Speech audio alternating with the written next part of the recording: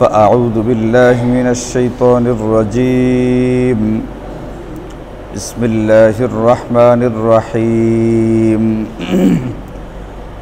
وإذ قلنا ادخلوا هذه القرية فكلوا منها حيث شئتم رغدا وادخلوا الباب سجدا وقولوا حطة نغفر لكم خطاياكم وسنزيد المحسنين فبدل الذين ظلموا قولا غير الذي قيل لهم فأنزلنا على الذين ظلموا رجزا من السماء بما كانوا يفسقون وإذ استسقى موسى لقومه فقلنا اضرب بعصاك الحجر فانفجرت منه 12 عينا قد علم كل أناس مشربهم كلوا واشربوا من رزق الله ولا تعثوا في الأرض مفسدين صدق الله مولانا العلي العظيم سبحانك لا علم لنا إلا ما علمتنا إنك أنت العليم الحكيم الحمد لله আল্লাহ পাকের মেহেরবানি যে আল্লাহ তাআলা আমাদেরকে এই ফিতনা ফাসাদের জামানায় সর্বকালের সর্বশ্রেষ্ঠ মহাগ্রন্থ আসমানি কিতাব কুরআনুল কারীমের তাফসীরের মাহফিলে বসার তৌফিক দিয়েছেন। আমরা যারা এখানে নিয়মিত বসি আমাদের জানা আছে যে আমাদের তাফসীরটা এটা ধারাবাহিক তাফসীর, মানে কুরআনি কারীমের একেবারে শুরু থেকে শুরু হয়েছে। এটা মাঝখানে হঠাৎ কিছু কিছু নির্বাচিত জায়গার তাফসীর এরকমটা না। এই জন্য যাদের আগের থেকে এখানে বসা হয় বা আগের থেকে যাদের শোনা হয় তাদের জন্য হয়তোবা জিনিসটা একেবারেই সহজ হবে, আর যারা হঠাৎ করে বসা হয় তাদের জন্যে হয়তোবা অনেক সময় আকপাচ না জানা থাকার কারণে বুঝতে একটু কষ্ট হতে পারে, কিন্তু এরপরেও মূল কথাগুলো যেহেতু বাংলাই হয়, আশা করি আল্লাহ তাআলা আমাদের সকলকে উপকার পৌঁছাবেন। আজকে আমরা সূরাতুল বাকারা এর 58, 59 এবং 60 এই 3টা আয়াতে কারিমা তেলাওয়াত করেছি। এবং গেল সপ্তাহে আমরা আলোচনা করেছি এটা যে আল্লাহ তাআলা মূলত নবীজি সাল্লাল্লাহু আলাইহি ওয়াসাল্লামের জামানার যে সমস্ত আহলে কিতাব ইহুদি এবং খ্রিস্টান আছে তাদেরকে সম্বোধন করে বলতেছেন, তোমাদের উপরে আমার দেওয়া যে সমস্ত নিয়ামতরা যে আছে এইগুলোর কথা স্মরণ করো এবং এইগুলো স্মরণ করে তারা যেন ঈমান আনে, আল্লাহর রাসূলকে স্বীকৃতি দেয়, কুরআনি কারীম অনুযায়ী জিন্দেগি যাপন করে এই দিকে আল্লাহ পাক তাদেরকে দাওয়াত দিচ্ছেন এবং তাদের উপরে কিছু কিছু নিয়ামত দিয়েছেন সেইগুলোর কথাও স্মরণ করিয়েছেন। এরপরে আল্লাহ তাআলা বনি ইসরাইলকে ওই জামানার কুখ্যাত শাসক ফেরাউনের জুলুম থেকে মুক্তি দেবার পরে তাদেরকে আল্লাহ তাআলা জিহাদের নির্দেশ দিয়েছিলেন। আমালেকা নামে একটা গোত্র সম্প্রদায় ছিল, এদের বিরুদ্ধে জিহাদ করতে বলেছিলেন, তারা জিহাদ না করে নিজ এলাকাতে ফিরে যাওয়ার চেষ্টা করে। তো আমরা গেল সপ্তাহে আপনাদেরকে বলেছিলাম আল্লাহ তাআলা তাদেরকে একটা শাস্তি দিয়েছেন, কি সেটা মনে আছে কারো? হ্যাঁ, তিহ একটা ময়দান আছে, ওই তিহ প্রান্তরে 40 বছর পর্যন্ত এদেরকে আটকে রাখলেন এবং এইখানে তাদেরকে আসমান থেকে হযরত মুসা আলাইহিস সালাতু ওয়াস সালামের দোয়ার কারণে, দোয়ার বদৌলতে আল্লাহ তাআলা আসমানি খাবার তাদেরকে দিতেন, মান্না এবং সালওয়া নামের একটা খাবার, 2 রকমের তাদের পানির ইন্তজাম করলেন। পানির কথাটা ওই আয়াতে যায়নি, কিন্তু আজকের আয়াতগুলোর ভিতরে আসবে ইনশাআল্লাহ। তাদের পোশাক আশাক ইত্যাদি সমস্ত কিছুর আল্লাহ তাআলা ইন্তজাম করে দিলেন। করে দেওয়ার পরে আজকে আলোচনা হইতেছে একটা দীর্ঘ সময় পার হওয়ার পরে এবং একই রকমের খাবার খাওয়ার পরে তারা এক সময় আল্লাহ পাকের কাছে দরখাস্ত করলো যে আমাদের একই রকম খাবার খেতে আর ভাল লাগতেছে না, কাজে আমাদেরকে একটু এখান থেকে বের হয়ে যাওয়ার একটা ব্যবস্থা করে দিন, এখান থেকে মুক্তি পাওয়ার একটা ব্যবস্থা করে দিন। তো আল্লাহ তাআলা তাদের এই দরখাস্ত অনুযায়ী একটা নির্ধারিত মেয়াদ যেহেতু পার হয়েছে, যে কোনো একজন আসামি তাকে যখন কারাদণ্ডে দণ্ডিত করা হয় তার তো একটা মেয়াদ থাকে, 6 মাস, 1 বছর, 3 বছর, 5 বছর, 7 বছর, ওটা পার হওয়ার পরে তো তাকে মুক্তি দেওয়া হয়। তো এদেরও এরকম মেয়াদ ছিল 40 বছর। তো এটা পার হওয়ার পরে তারা যখন আল্লাহ পাকের কাছে দরখাস্ত করলো, আল্লাহ পাক তাদের দরখাস্ত কবুল করলেন এবং তাদেরকে একটা গ্রামে প্রবেশ করার অনুমতি দিলেন। এটাই আজকের প্রথম আয়াত, মানে 58 নম্বর আয়াতে আল্লাহ তাআলা বলতেছেন, ওয়াইজ, স্মরণ করো তোমরা। তোমরা মানে নবীজি সাল্লাল্লাহু আলাইহি ওয়াসাল্লামের জামানায় যে সমস্ত আহলি কিতাব ইহুদি এবং খ্রিস্টান ছিল, এদেরকে আল্লাহ বলতেছেন তোমরা স্মরণ করো। তোমরা বলতে তোমাদের পূর্বপুরুষদের উপরে মূলত দয়াটা করা হয়েছে, কিন্তু এটা তোমরা তাদের সন্তান হওয়ার কারণে এটা তোমাদের উপরেও আসে। কুলনা, আমি বলেছিলাম, আল্লাহ বলতেছেন আমি বলেছিলাম, উদখুলু হাযিহিল ক্বরিয়া, তোমরা এই গ্রামে প্রবেশ করো। ওই যে তিহ নামের প্রান্তর বা ময়দান থেকে 40 বছর পরে তাদেরকে মুক্তি দিয়ে আল্লাহ তাআলা একটা গ্রামের কথা বললেন, তোমরা ওই গ্রাম বা ওই নগর বা ওই শহরে গিয়া প্রবেশ করো। এখন সেই গ্রামটা কোনটা, এই ব্যাপারে মুফাসসিরিনে কেরাম বলছেন যে সেটা হচ্ছে বাইতুল মুকাদ্দাস যে শহরে, মানে জেরুজালেম, ওইখানে যাওয়ার কথা বলেছিলেন আল্লাহ তাআলা। আর অধিকাংশ মুফাসসিরিনে কেরাম বলছেন এটা ফিলিস্তিনেরই একটা শহর, তার নাম হলো আরিহা। এই আরিহা নামক শহরে বা নগরে আল্লাহ পাক এদেরকে প্রবেশ করতে বললেন। এরপরে বললেন যে ফাকুলু মিনহা হাইসু শিইতুম রাগাদান, ওখানে যাওয়ার পরে ওই গ্রামে তোমাদের যা খেতে মন চায় তোমরা স্বাচ্ছন্দ্যে সেগুলো খেতে পারো, তবে তোমাদেরকে দুটো আদব রক্ষা করতে হবে। তোমাদেরকে এই যে কয়েদখানা থেকে, তিহ নামের ময়দান থেকে তোমাদেরকে মুক্তি দিচ্ছি, এটার জন্য তোমাদের দুটো কাজ করতে হবে, দুইটা আদব বজায় রাখতে হবে, দুইটা শিষ্টাচার। একটা হচ্ছে কর্মজনিত কাজের মাধ্যমে আদবটা দেখাবে, আর একটা হচ্ছে বাক্য বা কথাজনিত আদব, কথার মাধ্যমে সেই আদবটা প্রকাশ করবে। আদব এটা আমাদের জানা আছে ইসলামী শরীয়তে অত্যন্ত গুরুত্বপূর্ণ একটা বিষয়, আদব, শিষ্টাচার রক্ষা করা। এই জন্য প্রতিটি হাদিসের কিতাবের মধ্যে কিতাবুল আদাব নামে আলাদা একটা বড় সড়ো অধ্যায় আছে। এটা আপনাদেরকে আমি আগেও বিভিন্ন আলোচনার ভিতরে বলেছি। কুরআন কারীমের মধ্যে সূরাতুল হুজুরাত নামে একটা পরিপূর্ণ সূরায় আছে আদব সংক্রান্ত। এরকমভাবে কুরআন কারীমের বিভিন্ন সূরার বিভিন্ন আয়াতের ভিতরে ফাঁকে ফাঁকে আল্লাহ তাআলা আদব সংক্রান্ত আলোচনা করেছেন। আমরা কিতাবে পড়েছি, কিতাবে পড়ানো হয়েছে এটা, আল আদাবু জুন্নাতুল লিন্নাস, আদব হচ্ছে মানুষের জন্যে ঢাল স্বরূপ। ধরেন যে যদি বিক্ষোভকারীরা কোনো কারণে পুলিশের উপরে কোনো ইট পাটখেল ইত্যাদি নিক্ষেপ করে, পুলিশ একটা ঢাল দিয়ে নিজেকে রক্ষা করার চেষ্টা করে, এটাকে হচ্ছে ঢাল। এখন আমাদের কিতাবে লেখে এটা কোনো একজন ব্যক্তির ভিতরে আদব থাকবে, এই আদব তাকে বিভিন্ন রকমের বিপদ আপদ থেকে হেফাজত করবে।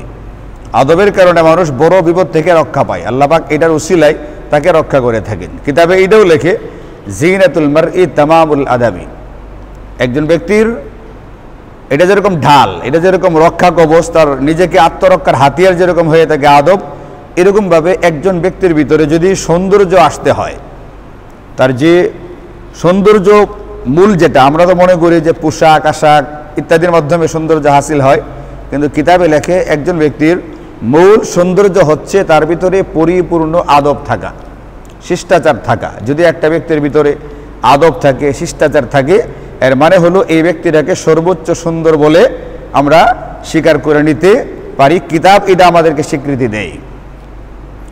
একটু আগে নামাজের আগে আমি মসজিদে ঢোকার পরে এক ভাই আমাকে বলতেছে, হুজুর অমুক অমুক ব্যক্তির জন্য আপনি একটু দোয়া করবেন, আল্লাহ যেন এদেরকে হেদায়াত দান করে। বলে অসুবিধাটা কি? অসুবিধা হলো ইনারা একটু জোরে জোরে কথা বলতেছিলেন, অথবা কথা আসতেই হচ্ছিল, কিন্তু মসজিদের দরজা জানালা সব বন্ধ থাকার কারণে আওয়াজটা একটু জোরে শোনা যাইতেছিল। তো এটা হচ্ছে মসজিদের আদবের পরিপন্থী একটা বিষয়।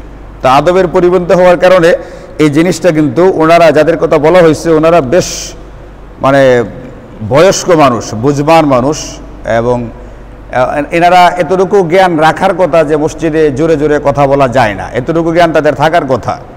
কারণ যে দোয়া চাইছে তিনি আবার বয়সে তাদের চেয়ে অনেক ছোট, অনেক কম।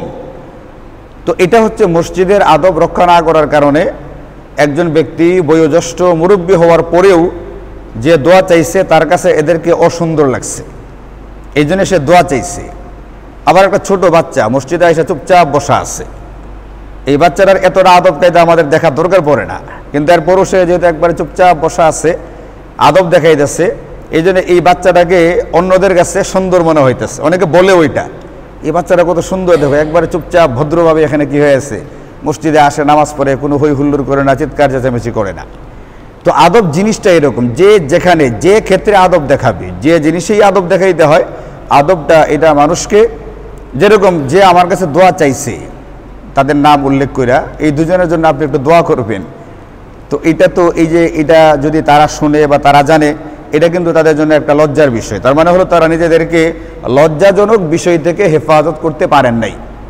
এটাই কিতাবে শেখানো হয়েছে। যদি মসজিদের আদব রক্ষা করা হইতো তাহলে কোনো একজন ব্যক্তি তাকে নিয়ে কটাক্ষ করে কথা বলবে, এই কথা বলবার সুযোগই তার তৈরি হইতো না। তাহলে নিজেকে কটাক্ষ থেকে হেফাজত করা যেত। এরকমভাবে আদব এটা একদিকে যেরকম আমার জন্য আত্মরক্ষার হাতিয়ার বা ঢাল, আরেকদিকে আমার জন্য এটা সর্বোচ্চ সৌন্দর্যের একটা মাধ্যম। এটার মাধ্যমে ব্যক্তির সৌন্দর্য প্রকাশ পায়। এই জন্য আল্লাহ বললেন, তোমাদেরকে আমি জেলখানা থেকে মুক্তি দিলাম, তিহ নামের ময়দান থেকে তোমাদেরকে মুক্তি দিলাম, তোমরা দুটা কাজ করবা।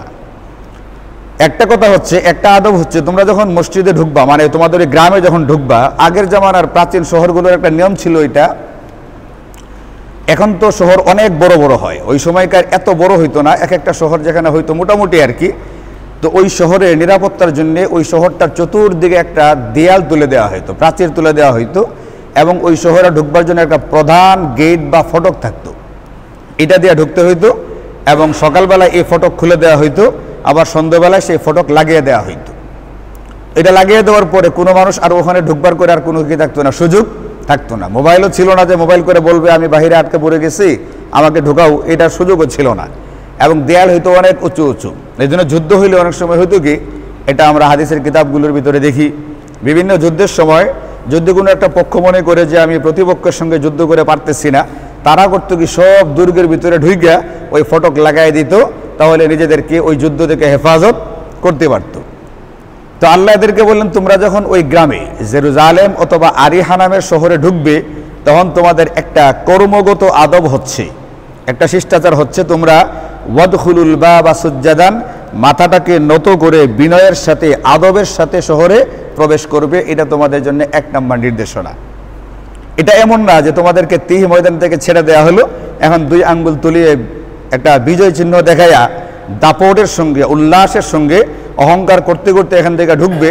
এটা কিন্তু তোমাদের জন্য ভালো ফলাফল বয়ে আনবে না। এই জন্য আমরা বুখারী শরীফ সহকারে সিরাতের কিতাবগুলোর ভিতরে দেখি, 8ম হিজরিতে নবীজি সাল্লাল্লাহু আলাইহি ওয়াসাল্লাম যখন মক্কা বিজয় করলেন, যেটা তার নিজের জন্মের শহর, যেখানে তিনি জন্মেছিলেন, বড় হয়েছিলেন, এই শহর থেকে যখন মক্কার কাফেররা তাকে বের করে দিল, নবীজি হিজরত করতে বাধ্য হইলেন, মক্কা থেকে মদিনায় গেলেন।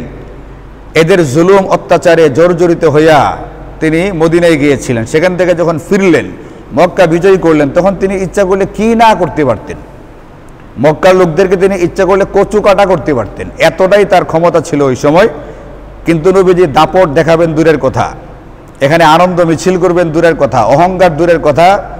হাদিসের কিতাবগুলোর ভিতরে লেখে, নবীজি তার গাধার উপরে সওয়ার হয়ে গেছিলেন।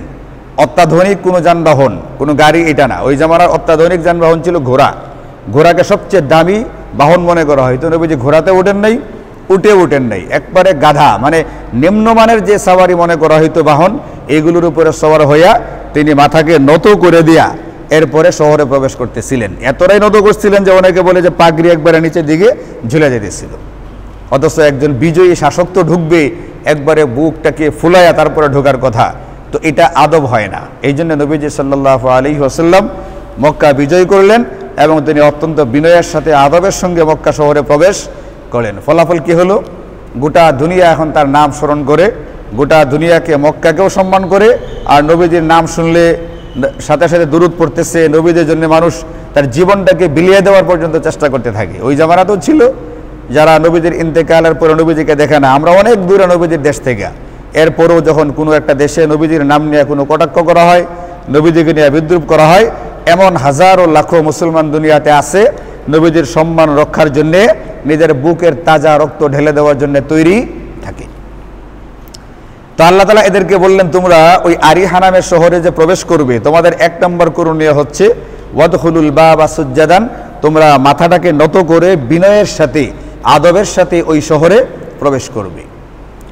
আর 2 নম্বর ওয়াকুলু হিত্তাতুন, এটা তোমাদের কথাজনিত আদব, কথার ভিতরে আদব দেখাবে। কথার ভিতরেও একটা আদব থাকে। যেমন একটু আগে একটা খবর দেখলাম, এখানে বলা হইতেছিল 2 জন অ্যাডভোকেট কথা বলতেছেন, যে একটা হচ্ছে একজন আইনজীবী বলতেছেন, আমি ছাত্রদেরকে বলবো যে আপনারা যে দাবিটা করেছিলেন আপনাদের সেই দাবি পূরণ হয়েছে, কাজে আপনারা এখন নিজ নিজ বাড়িতে ফিরে যান। আরেকজন আইনজীবী বলতেছে আমি তোমাদেরকে বলবো ছাত্র ভাইরা তোমরা তোমাদের বাড়িতে ফিরে যাও, তোমাদের দাবি পূরণ হয়ে গেছে। তো দুজন আইনজীবী, একজন বলতেছেন ছাত্রদেরকে আপনি আপনি করে, আরেকজনে বলতেছেন তুমি তুমি করে। এই দুজনের কথার ভিতরে আপনি শুনলেই দেখবেন, যদিও আসলে যে আইনজীবীরা কথা বলতেছেন বয়সে দুইজনই ছাত্রদের চেয়ে কি অনেক মুরব্বী, অনেক বড়, তারা সুপ্রিম কোর্টের উকিল, কিন্তু এরপরেও যিনি আপনি করে বলতেছিলেন ছাত্রদেরকে, তার কথাটা শুনতেও কিন্তু কে লাগতেছিল, ভাল লাগতেছিল। এটার ভিতরে একটা অতিরিক্ত আদব থাকার কারণে। আর যিনি তুমি করে বলছেন, আমরা এমনি বাস্তবে দেখতে গেলে দেখা যাবে যে এটা তার কোনো অসুবিধা বা বেয়াদবি হয়েছে না, ছাত্ররা বয়সে ছোট তুমি করে বলতেই পারে। কিন্তু এরপরেও আগেই বললাম যে একটা মানুষের পরিপূর্ণ সৌন্দর্য প্রকাশ পায় কিসের ভিতরে? মূলত তামামুল আদাবি, পূর্ণাঙ্গ আদব থাকার মধ্যে।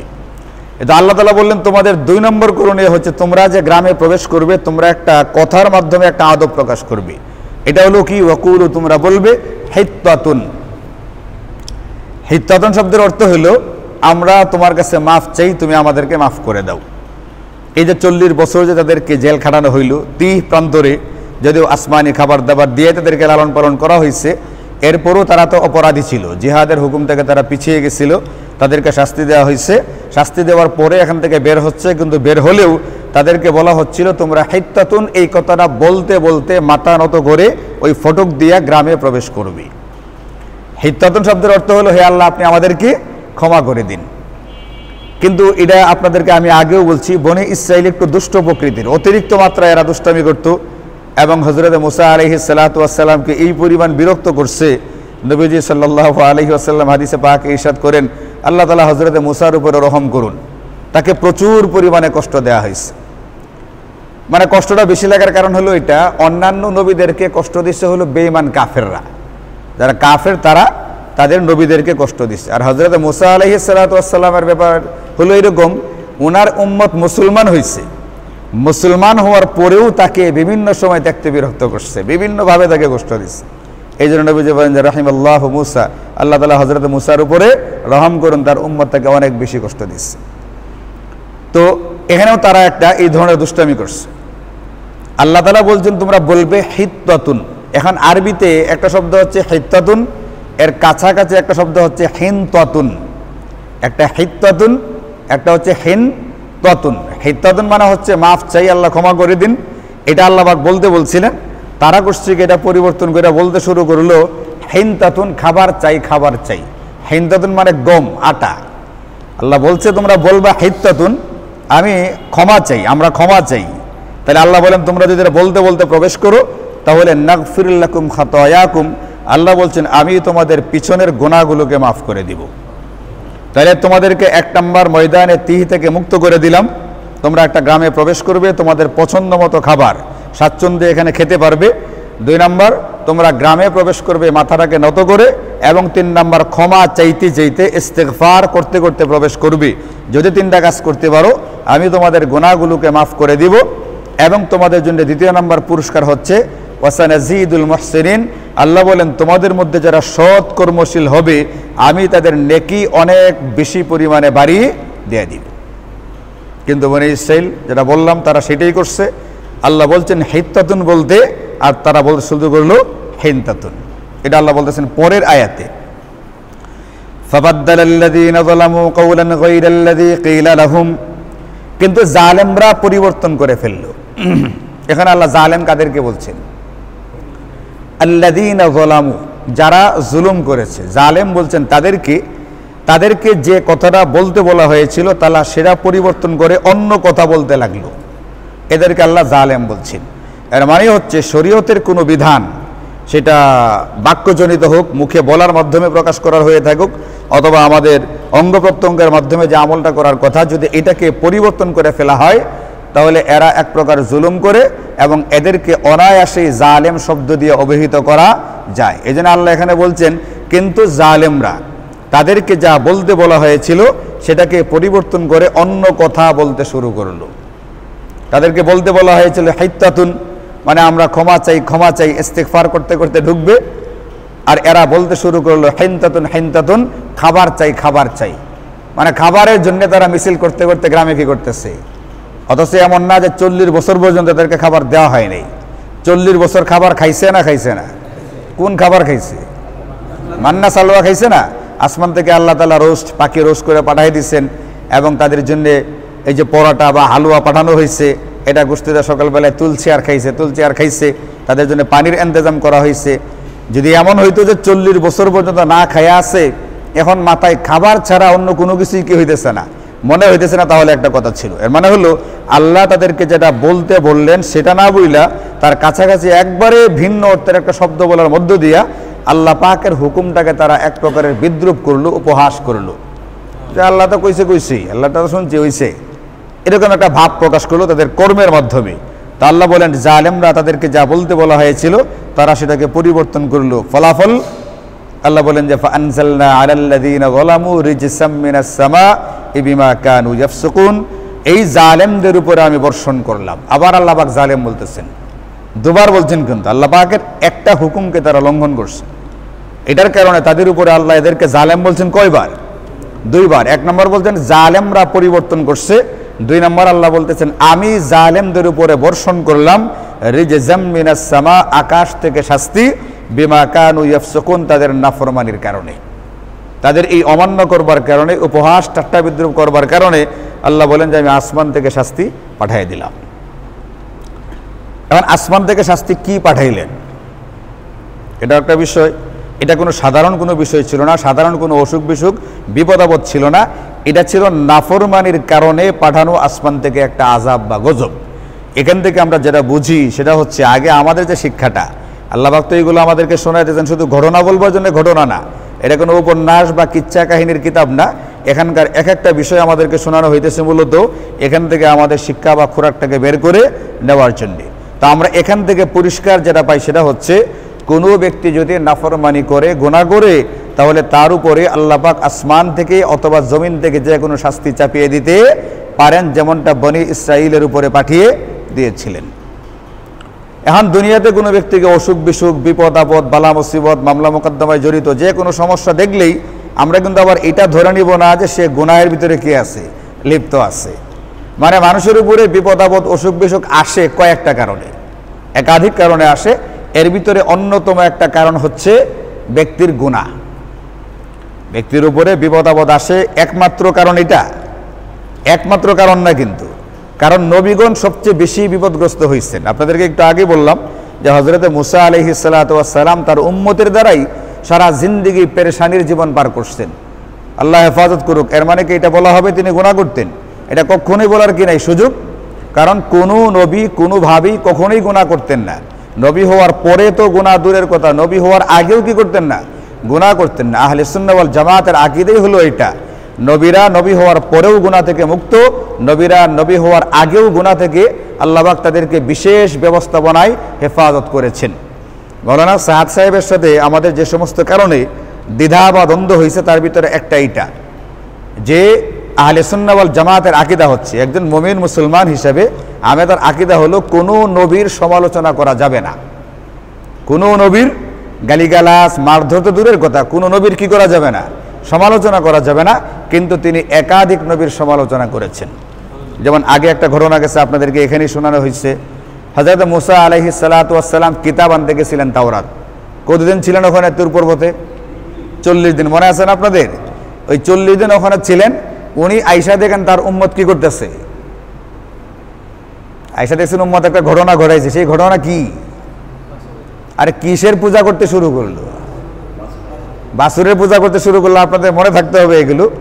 এই যে বাছুরের পূজা করতে শুরু করছে, মাওলানা সাদ সাহেব বলেন এটা হযরত মুসা আলাইহিস সালাতু ওয়াস সালামের দাওয়াতের ত্রুটিজনিত অসুবিধার কারণে এটা হয়েছে। নাউজুবিল্লাহ। অথচ কোন নবী তাদের দায়িত্ব পালনে বিন্দুমাত্র কি করেন নাই, অবহেলা করেন নাই। উনি যে তুর পর্বতে গেছেন 40 দিন ইতিকাফ করে কিতাব আনতে, এটা কি ওনার নিজের ইচ্ছায় গেছেন না আল্লাহ পাকের হুকুমে গেছে? তাহলে ওনার ত্রুটির কারণে তারা বাছুরের পূজা করতে শুরু করছে, কিভাবে বলা হবে এটা? এরপরে তিনি তো একবারে খালি ফেলে যান নাই, উনি তার আপন বড় ভাই হযরত হারুন আলাইহিস সালাম, উনিও একজন নবী, ওনাকে দায়িত্ব দিয়ে গেছেন তাদের ভিতরে কিসের কাজ চালিয়ে যাওয়ার জন্যে, দাওয়াতের কার্যক্রম চালিয়ে যাওয়ার জন্যে। তাহলে দাওয়াতের কাজ কিন্তু হযরতে মুসার অবর্তমানে কি ছিল না, বন্ধ ছিল না, দাওয়াতের কার্যক্রম চলতেছিল। হযরত হারুন আলাইহিস সালাতু ওয়াস সালাম কাজ করতেছিলেন। এখন যদি কোনো ব্যক্তি হযরত মূসা সম্পর্কে এই কথা বলে তিনি দাওয়াতের ক্ষেত্রে গাফিলতি করছেন, তাহলে এটা সমালোচনা হয় না হয় না? সমালোচনা হয়। এটার কারণে কিন্তু এই জাতীয় বহু রকমের কথাবার্তা যেগুলো কোরআন সুন্নাহর সাথে যায় না এবং আমাদের আহলে সুন্নাহ ওয়াল জামায়াতের আকীদার সাথে কি হয় না, একরকম হয় না। এই কারণেই মূলত ওনাদের সাথে আমার কি হয়েছে, আমাদের দ্বন্দ্বটা হয়েছে, সারা দুনিয়ার উলামায়ে কেরামের সাথে দ্বন্দ্বটা হয়েছে। নবীগণের কখনোই কোনো রকমের আলোচনা সমালোচনা করা যাবে না। এখন হযরত মূসা আলাইহিস সালাতু ওয়াস সালাম তাদেরকে আল্লাহ পাকের হুকুম জানাইলেন। জানাইবার পরে তাদের কাজ হচ্ছে এই দুইটা কাজ করতে করতে ওই গ্রামে প্রবেশ করা, কিন্তু তারা এটাকে করে নাই, কইরা কথাকে পরিবর্তন করছে। আল্লাহ পাক আসমান থেকে কি পাঠাইছেন, শাস্তি পাঠাইছেন। তাহলে বোঝা গেল আমরা যেটা বলতেছিলাম কথাটা, সেটা হলো কোনো ব্যক্তি কোনো বিপদে থাকলেই এই কথা বলা যাবে না তিনি কের ভিতরে লিপ্ত আছেন, গুনাহের ভিতরে লিপ্ত আছেন। আসাদুন নাসি বালাআন আল আম্বিয়া সুম্মাল আমসাল ফাল আমসাল। নবীজি বলেন সবচেয়ে বেশি বিপদগ্রস্ত হয়েছেন পৃথিবীতে নবীগণ, এরপরে তাদের যারা কাছাকাছি তারা, এরপরে তাদের যারা কাছাকাছি আছেন তারা। এর মানে আল্লাহওয়ালা নেককাররাও কি হন, বিপদগ্রস্ত হয়ে থাকেন। আমাদের যেটা বোঝা লাগবে, সতর্ক হওয়া লাগবে, সেটা হলো এটা যে আমরা তো এত আল্লাহওয়ালা বুজুর্গ না, আমাদের দ্বারা গুনাহ হয়, আমাদের ভয়টা থাকতে হবে আমাদের উপরে যে বিপদটা আসে এটা মূলত পরীক্ষা বা অন্য কোনো কারণে না, আমাদের উপরে বিপদটা আসে মূলত আমাদের গুনাহের। অন্তত নিজের বেলায় আমি নিজে চিন্তা করব, অন্যের বেলায় চিন্তা করব হয়তো বা আল্লাহ তাকে পরীক্ষা করতেছেন, অথবা আল্লাহ পাক তার মর্যাদা কি করে দিবেন, বাড়িয়ে দিবেন, এই জন্য বিপদে ফেলছেন। কিন্তু নিজের বেলায় চিন্তা করব যে আমি হয়তো বা কি করতেছি, কোনো গুনাহ করতেছি। এখান থেকে আমার সতর্ক হওয়া দরকার। আল্লাহ পাক সতর্ক যে করেন এটা কুরআনে কারীমের অন্য আয়াতে বলছেন, ওয়ালানুযীকান্নাহুম মিনাল আযাবিল আদনা দুনাল আযাবিল আকবার। আমি এই দুনিয়ার মানুষকে ছোট ছোট শাস্তি আস্বাদন করাই, দুনাল আযাবিল আকবার, বড় শাস্তির আগে। বড় শাস্তি কোথায় হবে? পরকালে মারা যাওয়ার পরে জাহান্নামে। বড় শাস্তির আগে দুনিয়াতে ছোট ছোট শাস্তি কেন আস্বাদন করাই? লাআল্লাহুম ইয়ারজিউন, যাতে করে সে আবার আমার দিকে ফিরে আসে, মানে গুনাহ ছেড়ে দিয়ে যাতে করে আল্লাহ পাকের দিকে ফিরে আসে।